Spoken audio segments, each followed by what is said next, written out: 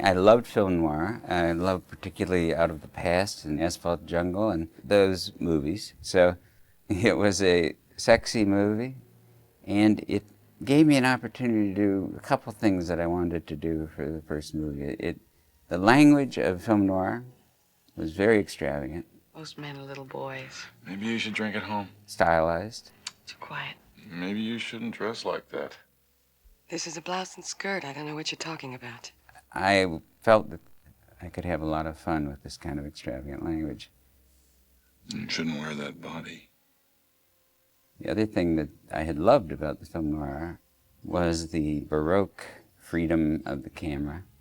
And I thought, this genre is going to give me an opportunity in my first film to try a lot of things, because I don't know if I'll ever get to make a second film. It had taken me a long time to start selling screenplays. Then I sold 2 very quickly, and that led me to George Lucas and Steven Spielberg, and I wound up writing Raiders of the Lost Ark and The Empire Strikes Back. And what happened was Alan Ladd Jr., who was involved with the Star Wars series, was running 20th Century Fox at that time. It was offering me things to write. And I said, I'm not writing for anybody anymore. Now I'm going to direct. He said, well, what do you want to direct? And I said, I'm going to write something for myself, and here it is. And I told him the Body Heat story. When I was in the middle of writing it, he left the studio. Luckily, Laddie, as Alan Ladd Jr. was called, had started his own company, the Ladd Company. And he said, come over to Warner Brothers, where the Ladd Company was, and I'll make it there. But you need to have a sponsor. So I went to George Lucas. He loved the script. He said, I will sponsor you. I will stand up for you. And he did an amazing thing that I didn't know about for years, which was he went to Laddie and he said, if Larry goes over budget, and it was a very tiny budget, you can use my fee for the overages, which is an incredibly generous thing without ever telling me. And it's one of the great things that someone has done for me. The 70s was a time when acting in America was exploding. And there were some stars, but a generation was passing. And at the very moment that I was casting Body Heat, there was a whole generation of actors, Bill Hurt and on, who were coming out of New York and doing great work. These were unknown people who were all getting an opportunity at that time. And I wanted the best people I could find. I wanted to find people that the American public did not know. I wanted them to enter this story as though it were a real story and discover these people for the first time. I did All Through States and did Eyewitness. Then came Body Heat. And Body Heat, when I opened the script, I thought this is the flawless script. And so we met. I had heard Larry was a first-time director, which always makes you a little nervous. And we talked for 6 hours about this thing, about how great it was and how impossible it was going to be to live up to that. Kathleen, she was exactly what I was looking for, some brand new face with some unusual physical qualities and the sound, perfect sound for film noir. I was doing theater. I just come back from Canada, where I've been doing The Seagull, and I got back to New York. And frankly, they wouldn't see me for the part. They wouldn't let me in. They felt I had no film credit. About 4 months later, I think, I was out in Los Angeles auditioning for a different film. And Wally Nacita was the casting director for Body Heat in LA, and they had not cast the role. So she called me in, and I read for her. So then she set up a reading with Larry and the producer, Fred Gallo. There were certain vocal similarities to Lauren Bacall, which didn't hurt her. She had these incredible legs. There's a moment when she gets out of the car and stubs out her cigarette, with her high heel. And she had the legs to pull it off.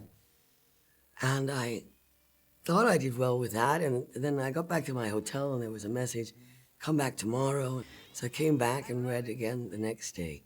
And I wanted to show a complete contrast from the day before. The day before I'd been all dressed up with my highest heels and my tightest skirt and all that thing. So then second day I wore t-shirt and jeans, and I kind of just stretched out on this couch and read what he'd given me. And there was this quiet at the end, and I looked up and Larry said, I never thought I'd hear that the way I hear it in my head. Miss Turner, how did you get involved with Body Heat? I had gone out to LA, to Los Angeles, to meet with the director on a different film.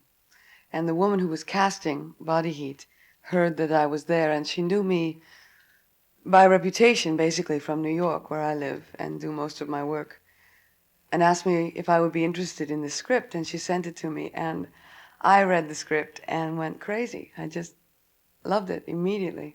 So she set up a meeting with Larry Kasdan and the producer, Fred Gallo, and I read for them, and I suppose that Larry thought he'd found what he wanted. So Bill and I tested together, William Hurt, and we got it.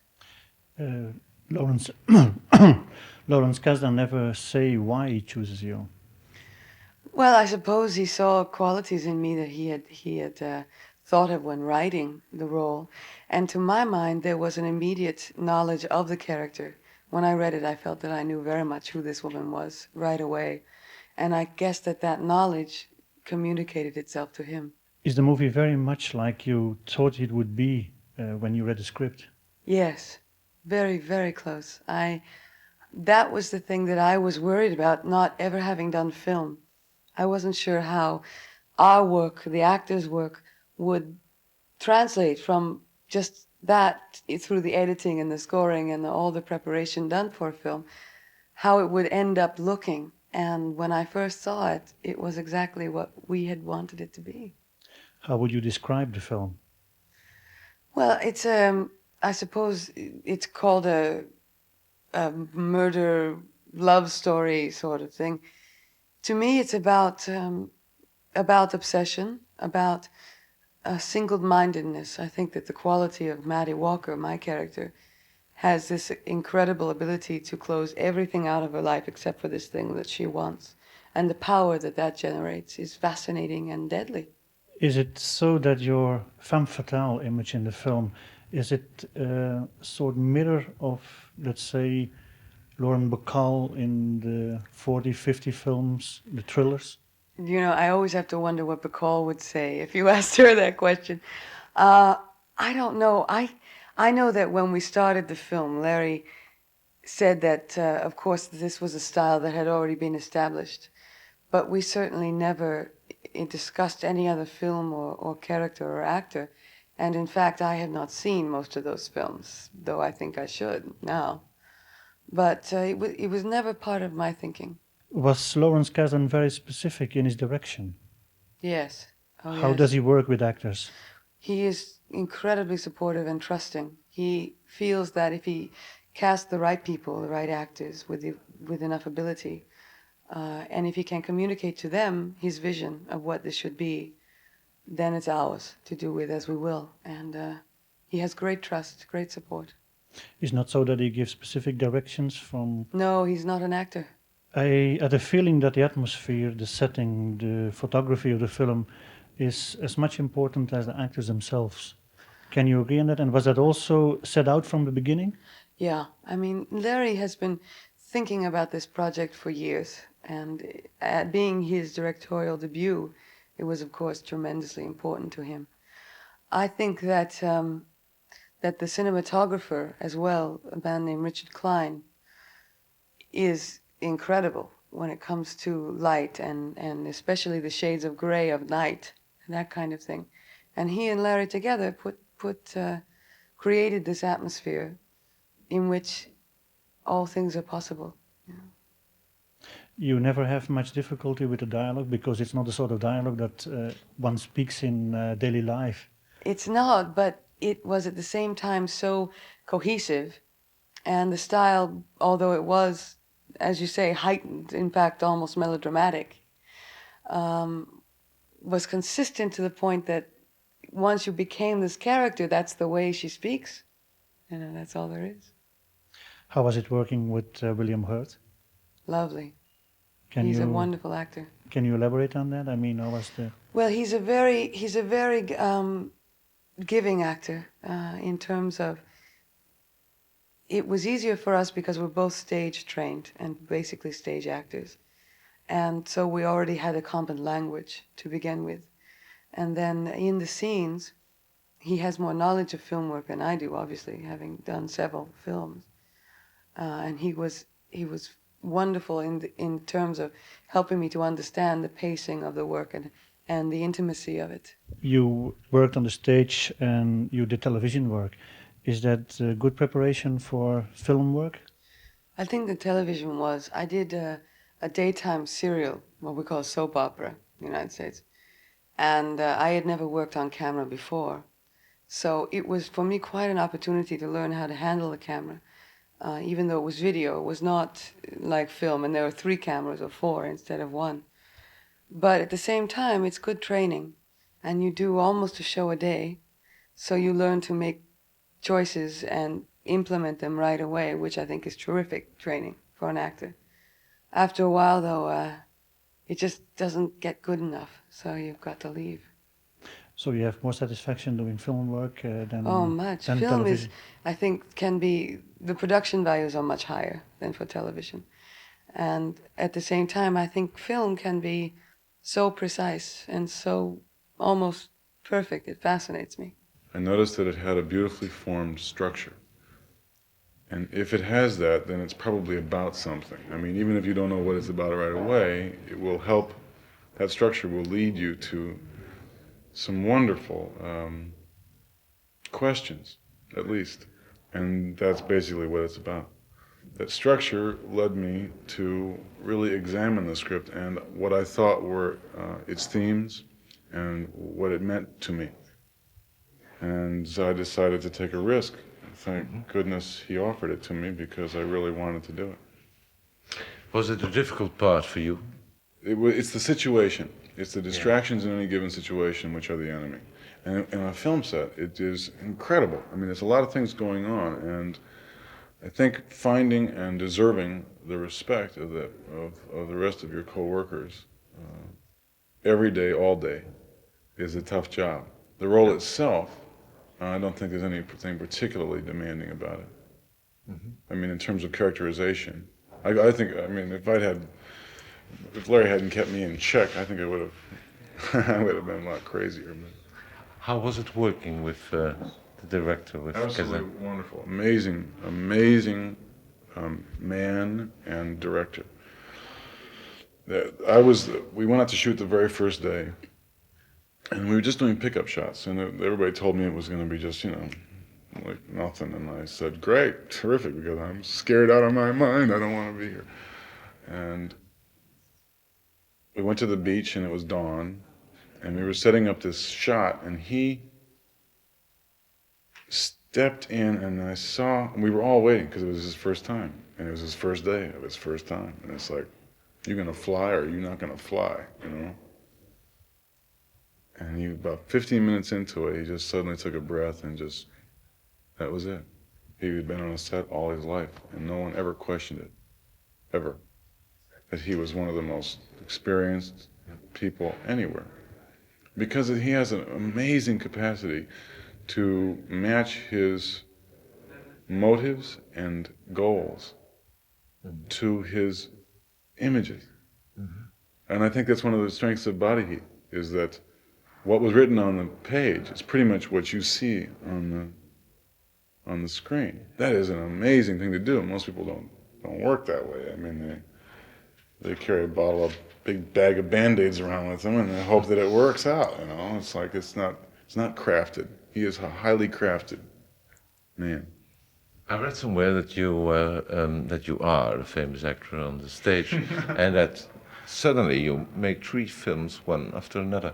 Is there a reason? It was over 3 years. It was over 3 years, but I mean, is there a sudden sympathy for film, or Well, did States, you see, Yeah. the reason why I finally did allow myself to make the jump was I had always had trepidations about film because of the distractions. I like to work in a highly concentrated atmosphere. I love concentration itself. It's a state that I enjoy. And I knew that there would be a lot of new things in my life if I took on film. Then Altered States came along, and it was the work. I had to do that piece of work if they offered it to me, because it was the work that counted. It was not the trouble you got into for doing it. It was the work, the doing of it. And so that carried me into it, and then I think it made it easier for me to make some more choices afterwards. Is it possible to ask you if there is a preference for the stage? No, that's a difficult question because I think... I think acting is one thing. I think it is a matter of expression. And I don't think expression can be judged that way. I think that I want to look for as many opportunities to express myself as I can. It's an obsession. Expression is an obsession. Mm-hmm. There is no essential difference between the two forms, but there is a very large difference between the experience that I have on the stage versus the amount of experience I have in film. And so I am unused to wielding the paraphernalia. It's a matter of paraphernalia, really, not acting. Acting to me is a word that I really hone in on. I don't let any excess baggage get hooked to that word. Like, like artist. Don't let any excess baggage get on it, otherwise it doesn't go anywhere. I had written Body Heat to be made in specific locations on the Jersey Shore, the New Jersey Shore. And we were all prepared to start shooting the movie there when the Screen Actors Guild went on strike. And we had to postpone, and the locations that I wanted to use now suddenly became snow-covered. It was going to be winter in New Jersey. So we rescouted. Charlie Oken, who was working with me at that time, went down to Florida and brought me, when he found, equivalents for everything we had found in New Jersey, and we decided to shoot the movie around Lake Worth, Florida. But it happened to be the coldest winter ever in Florida at that time. That made it quite difficult to film, and it was very uncomfortable for the actors also that had to go around in skinny clothing or no clothing and be sprayed with sweat on their clothing and whatnot while we were in huge, heavy jackets. And everything that creates the heat was done either in the acting, in the sound, in the wind, all of the effects that we used to create the feeling of heat for Body Heat. It's all an illusion. When they're complaining about the heat, we had to hide their breath, which was showing. And when Ned and Maddie meet on the boardwalk, the wind was blowing so cold and heavily that we had to park the trucks just off camera to block the ocean. It wasn't a breeze, the winds that were blowing in and freezing Bill and Kathleen as they had this sultry introduction along the hot boardwalk. Those days were very, very cold. And for me, the terror and horror of Body Heat was the spritz bottle. Oh, God. You're walking up behind you, because the shirts had to be wet, and the thing had to be wet, and the face had to be wet, and then you had to act hot. You'd hold ice in your mouth until the camera rolled, and then spit it out so that you wouldn't have the steam coming out because the air was so cold. But I wanted the tone of their first conversation to establish a certain kind of stylized language. What else do you like? Lazy, ugly, horny? I got them all. You don't look lazy. A certain kind of humor, which I felt was absolutely vital to the whole project. I need someone to take care of me, someone to rub my tired muscles, smooth out my sheets. Get married. I just need it for tonight. I wanted them to be funny with each other. Oh, nice move, Maddie. Maddie, I like it. It's right over your heart. At least it's cool. I was burning up. I asked you not to talk about the heat. I wanted them to be excited by each other, turned on. And I wanted to give a nod to the kind of language that had been in the noir of the 50s. And that language was very satisfying, very beautifully constructed. Well, I'll even wipe it off for you. You don't want to lick it? It was great. It was great. I mean, I loved that dress. It was a very, very heavy, like a triple silk, really heavy. So it just clung to the body and moved like another layer of skin almost, which felt gorgeous. And it was sweet, funny, the flirtation. Don't you want to lick it off? It's always very enjoyable. I think Larry relied on my instincts very much. I certainly didn't think of myself as any kind of femme fatale. In fact, my recurrent nightmare at the time was that I would cast a smoldering glance over toward Bill and the audience would start to giggle. I think my lack of awareness was very helpful to the character to make her seem, less manipulative and more natural. We learned very, very little about her. So a lot of it really was just my own story making. How she moves, all of that is calculated. That shot when she opens the car door and puts out, rubs out her cigarette with her toe, that was just obvious to me. That's how you do it. So I don't know, a lot of it's very instinctive to me. The one concern I had probably was about how we would handle the sex scenes, because it's a very uncomfortable situation generally, to have actors doing that. There's nothing less sexy really than a film set. And yet within the frame you're trying to create as sexy a thing as you can possibly can. And then the actors have to trust each other enormously. It's so intimate. Well, that came as a bit of a shock to me. And so there Bill and I are, down on set in the boathouse in our robes, saying, "Hello, I'm Kathleen. Oh, and you're Jack. And you're Ed. Nice to meet you, Ed." They took the crew down to absolute minimum, the operator, the cinematographer, and me, and I tried to create a space where they felt safe. I invited each member of the shooting crew into the room one by one. And I said to each one, and I held his hand, looked in his eye, and I said, "You're entering my home. You're not a voyeur here." Looking back, I think we were incredibly brave, and I think it really was groundbreaking work. Whatever nervousness they had about it was not apparent. And they had been rehearsing, we had rehearsed and we had talked a lot about it. And so by getting that most raw scene out of the way on the first day, all the anxiety about that really went away. Everything seemed easy after that. Every day there would be a surprise for me when I would go to see dailies. It was as though I would absolutely be excited when I would see a shot that was a typical archetypal noir shot. One of the visual motifs in the movie was how are they melded?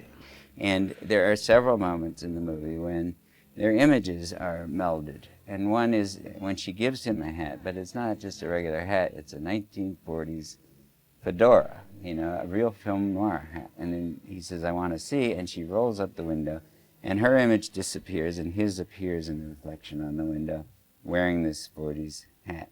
And they really have melded at that point. In the office, when they actually come out with it and decide, that was a big moment for me in the movie. And this is the place where we would stay a long time on their embrace.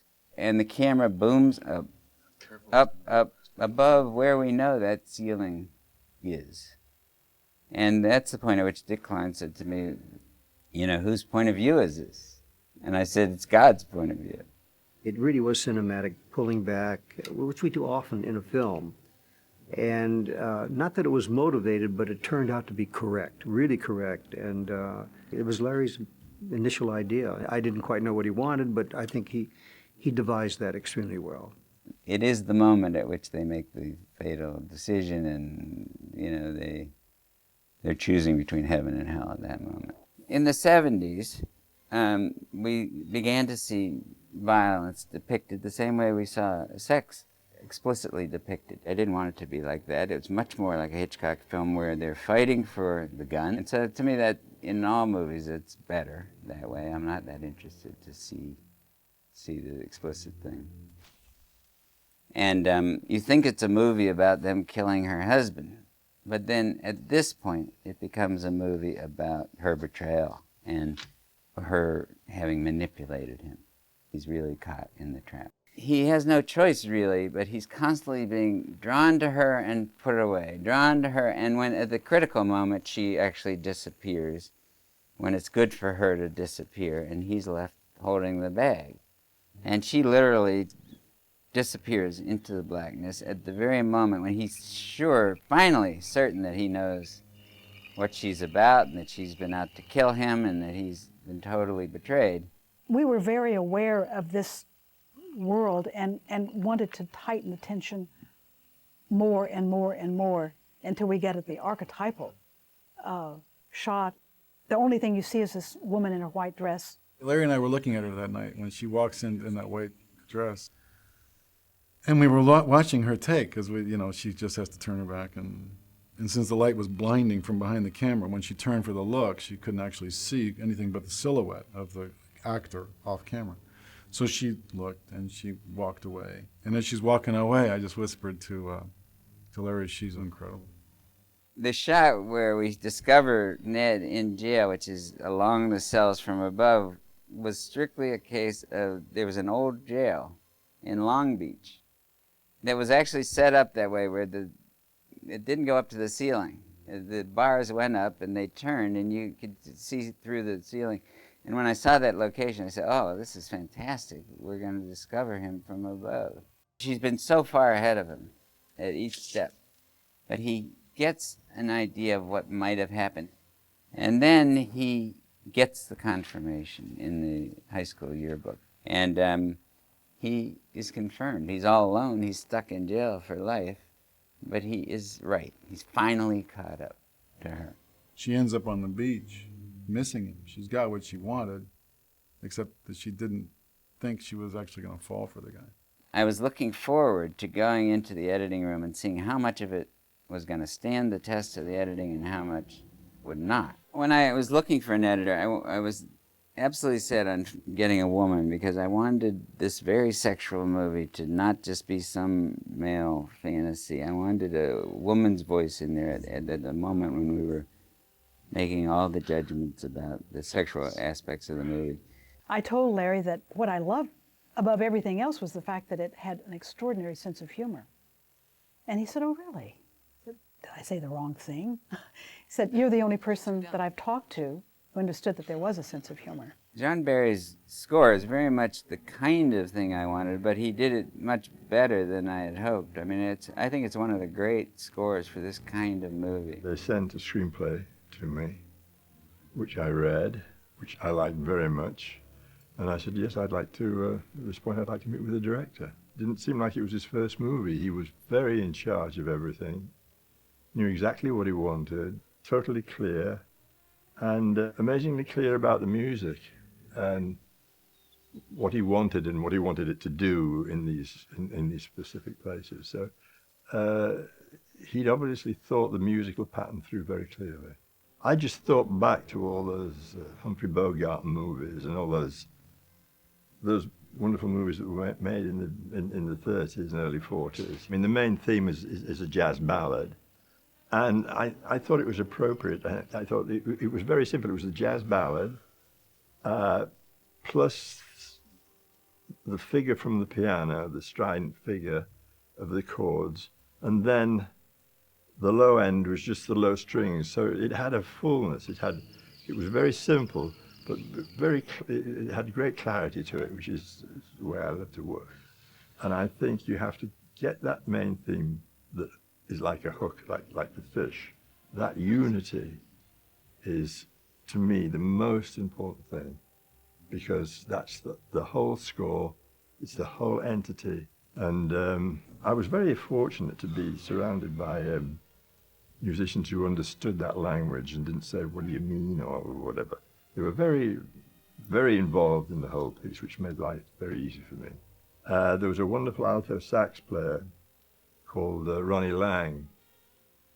And I went over this with Lang. I said, you know, that he's like a central voice, but he was able to do that very well. It gave it all that color.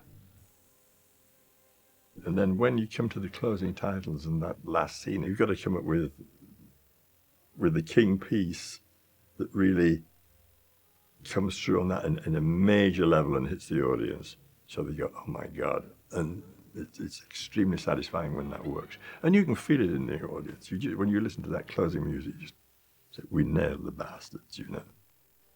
So when I went to see it the first time, first of all, I was just blown away by the music, the editing. Larry wants everyone to do their best, and he has that eye for the undercurrents of their abilities. and helps to release our guardedness. These things are precious, because Larry is, as far as I'm concerned, the best experience as a director I've ever had in film, and we've had a great relationship. It was the three of us against the whole Hollywood system. You know, we were going to make a film the way and the quality that we saw in our hearts, our minds, you know. So in that sense, it felt very safe because we were like this club, you know, that we protected each other's backs. And I knew I could depend on both of them, that they wouldn't let me down, and I was not going to let them down. So it felt very safe in many ways, which is surprising given that the material was so unsafe. I've told Larry several times that in his past life he must have been a director, even though this was his first assignment. But he certainly was very qualified. He had good command, very good ideas. He knew how to select right from wrong and that type of thing. I think it's the perfect film when it comes to all the crafts. I just feel that I understood, first of all, the humanity that's deep inside Larry's bones, who he really is. And I also feel I understood his quirky sense of humor. I just instantly knew what he liked and disliked. It was a shorthand. We could work and concentrate on the movie, and I had a very, very strong sense of direction, even without his having to direct me. When your first movie comes out, you don't know what to expect. And back then, there was not all this coverage of movies ahead of time, you know, and a movie was more of a surprise to people when it came out, and then it had a chance to live and grow in the theaters and last a long time. And I remember the Time magazine came out, and it was 2 pages about the movie and a rave review. And basically, it went on like that. My concern was, would I get to make a second picture? But from that day forward, when that Time magazine landed on my porch in Spring Lake, I stopped worrying about that.